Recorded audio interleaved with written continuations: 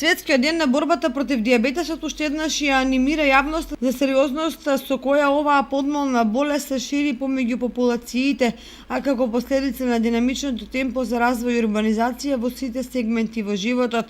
И додека во светски државни рамки се прават анализи и се сумираат бројките со и околу дијабетесот, во општина Кочани нема посебни активности, освен стручното предавање во организација на Сдруженијето на пензионери за нивните членови.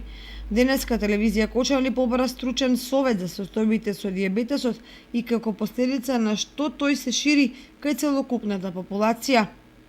Во денешно време знаеме дека дијабетесот е една од современата чума на 21. век, која што остава голем број на консеквенции по организмот.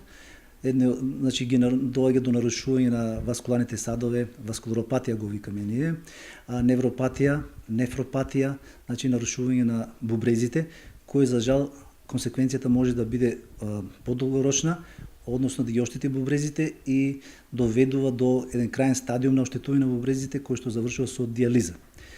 Кај тие пациенти единствено решение, односно единствена солуција за понатамошен тек на животот, односно за да го живеат животот, мора да бидат врзани за апаратите, односно машините за дијализа, дијализерите, кои што се за среќа набавуваат од странство, така да нашите пациенти може да имат на некој начин сега привилегија, под наводници би го ставил тоа, меѓутоа им го продолжуваме животот со неколку децении. Доктор Евтимов зборува и за превентивата за спречување на појавата на болеста.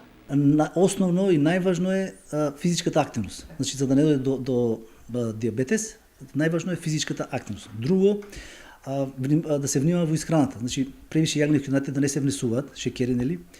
Да се избегават мрсноти, исто така да се внесуваат. Течности повеќе да се пијат, сокови исто за малите деца се препорачува природни да бидат, значи не од оние прехрамете се, освен оние што се 100% чисти, значи од овошје.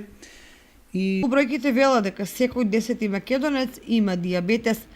Преваленцията во Македонија во 2017 година изнесува дури 12,2%, што значи дека бројката на дијабетичари е над 180.000 на возраст помеѓу 20 и 80 години. Зголемениот број на лица со дијабетесот тип 2 е резултат на мощно динамичното темпо на урбанизација, старењето на популацијата, живот без движење, порастот на телесна тежина поврзана со недоволна физичка активност и особено прехранување со нездрава храна. И сето тоа во услови кога во Македонија не постои национална стратегија за справување со дијабетесот.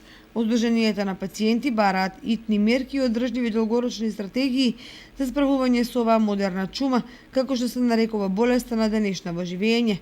И ова 14 ноември светот и Македонија го одбележуваат Светскиот ден на дијабетесот преку глобална кампања промовирана од Светската здравствена организација со цел за јакнување на свесноста на граѓаните за превенција од болеста.